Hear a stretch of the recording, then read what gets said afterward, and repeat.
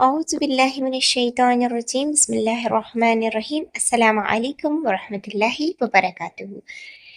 Dear friends, ہم نے پچھلی ویڈیوز میں سورہ الفاتحہ سے متعلق کچھ چیزیں دیکھی ہیں جن میں ہم نے سورہ فاتحہ کا ورڈ بائی ورڈ ٹرانسلیشن دیکھا ہے، اور اس کے بعد ہم نے سورہ فاتحہ کی کچھ ڈیٹیلز دیکھی ہے، جس میں کہ وہ سورت کہاں پہ نازل ہوئی، اس میں کتنی آیات ہیں، سورہ فاتحہ کے مختلف نام کیا ہیں، سورہ فاتحہ سے متعلق کچھ حدیثیں ہم نے دیکھی تھی۔ اس ویڈیو میں ہم سورہ فاتحہ سے جو 12 اچھی عادتیں ہم لے سکتے ہیں وہ ڈسکس کریں گے۔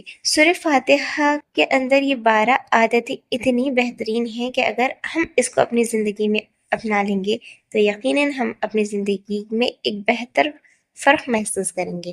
تو آج کے اس ویڈیو میں ہم سورہ فاتحہ سے متعلق جرنیلنگ کریں گے ان گڈ ہیبٹس کی۔ تو چلیے اس ویڈیو کو شروع کرتے ہیں۔ 12 گڈ ہیبٹس فرام سورہ الفاتحہ۔ یہ 12 عادات کو آپ نے اس طرح سے لکھ لینا ہے اپنی نوٹ بک کے اندر، اور کوشش کرنا ہے کہ ان 12 آیات کو آپ روزانہ دیکھیں، ان سے جو معنی نکلتے ہیں وہ دیکھیں، اور ان کو آپ اپنی زندگی میں کس طرح سے امپلیمنٹ کر سکتے ہیں آپ اس کی کوشش کریں۔ تو پہلی ہے اعوذ باللہ۔ اعوذ باللہ اس کے ہم نے ورڈ بائی ورڈ ٹرانسلیشن دیکھا تھا، تو اس میں دیکھا تھا اعوذ کے معنی میں پناہ میں آتی ہوں یا آتا ہوں، باللہ اللہ کی شیطان مردود سے۔ اللہ کی پناہ میں آنا شیطان مردود سے۔ دیکھیے شیطان ہمارے اوپر مسلسل حملے کرتا رہتا ہے، بار بار ہر طرح سے۔ وہ چاہتا ہے کہ ہم اچھے کام نہ کریں، اسی کی طرح برے کاموں میں لگے رہیں۔ تو شیطان ہمیں بہکانے کی بار بار کوشش کرتا ہے۔ تو ہمیں یہ ضروری ہو جاتا ہے کہ ہم ہر کام سے پہلے اعوذ باللہ پڑھ لیں، تاکہ ہم اللہ کی پناہ میں آ جائیں شیطان مردود سے۔ تو ہمیں ہمیشہ اپنے حفاظت کا خیال رکھنا ہے۔ اس کا انگلش میں یہاں پہ ٹرانسلیشن کر دیتی ہوں کہ سیفٹی فرسٹ، یعنی آپ کو اپنی سیفٹی کا پورا خیال رکھنا ہے کہ تاکہ آپ شیطانی حملوں سے بچ سکے، اور آپ جو کام کر رہے ہیں اس کو ایک اطمینان بخش طریقے سے آپ اس کو کر سکیں، اور شیطان آپ کو نہ بہکائے۔ تو دوسری یہاں پہ اس کی آیا ہے بسم اللہ۔ ہم نے اس کا ورڈ بائی ورڈ ٹرانسلیشن بھی دیکھا تھا، جس میں ہم نے دیکھا تھا کہ بسم اللہ، بسمی یعنی کہ نام سے، اللہ اللہ کے نام سے، بسم اللہ۔ دیکھیے جب بھی ہم کوئی بھی کام شروع کرتے ہیں ہم بسم اللہ پڑھتے ہیں، تو ہمیں ہر کام کو بسم اللہ کہہ کے شروع کرنا ہے۔ اس سے اچھی عادت یہ نکل کے آتی ہے کہ کسی بھی کام کو شروع کرنے سے پہلے ہمیں بسم اللہ پڑھنا چاہیے۔ اسٹارٹ ایوری ایکشن ود بسم اللہ۔ آپ دنیا کا کوئی بھی کام کر رہے ہو، چاہے وہ چھوٹا ہو بڑا ہو، لیکن وہ کام صحیح ہو، اللہ کی رضا کے لیے ہو۔ ایسا نہیں کہ آپ غلط کام کر رہے ہیں اور آپ سوچ رہے ہیں کہ میں بسم اللہ پڑھ لوں اس کے پہلے، وہ تو ایک الگ بات ہو جاتی ہے۔ لیکن آپ ہر کام جو ہم کر رہے ہیں اس سے پہلے بسم اللہ پڑھنا چاہیے۔ بسم اللہ میں ایک الگ ہی برکت ہوتی ہے۔ جب ہم بسم اللہ سے کام شروع کرتے ہیں تو ہمارے دل کو بھی ایک سکون اور اطمینان ہوتا ہے کہ ہم نے اللہ کا نام لے کر یہ کام شروع کیا ہے۔ تو ہر کام یعنی کھانے سے پہلے، سونے سے پہلے، بازار جانے سے پہلے، کچھ پڑھنے سے پہلے، قرآن کی تلاوت کرنے سے پہلے، ہر اچھے کام سے پہلے ہمیں کیا کرنا ہے؟ بسم اللہ پڑھنا ہے، تاکہ ہم اس اللہ کے نام سے یہ کام شروع کریں، اور جو کام اللہ کے نام سے شروع ہوتا ہے وہ یقیناً بہترین ہوتا ہے۔ تو ہمیں ہر کام سے پہلے کیا کرنا ہے کہ بسم اللہ پڑھنا ہے۔ میں یہاں پہ لکھ رہی ہوں کون سے ان چند مثالیں ہیں یہ کہ یہ کام ہے جن کے پہلے آپ بسم اللہ پڑھ سکتے ہیں۔ اس وقت میری جو ذہن میں آ رہی تھی وہ میں نے لکھ دی ہے۔ اس کے بعد نیکسٹ آیا ہے الرحمن الرحیم۔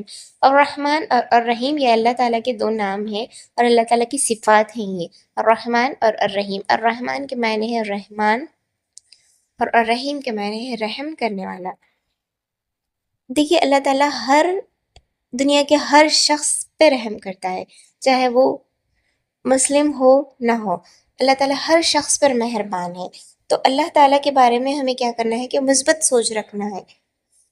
تھنک پازیٹیو اباؤٹ اللہ سبحانہ و تعالیٰ، یعنی کہ اگر زندگی میں ہمارے ساتھ کچھ غلط ہو رہا ہے تو ہم اس طرح نہیں سوچیں کہ یہ میرے ساتھ ہی کیوں ہو رہا ہے، اللہ تعالیٰ نے میرے ساتھ ہی کیوں کیا ہے۔ اللہ تعالیٰ کی ہر کام کے پیچھے کوئی نہ کوئی مصلحت ہوتی ہے۔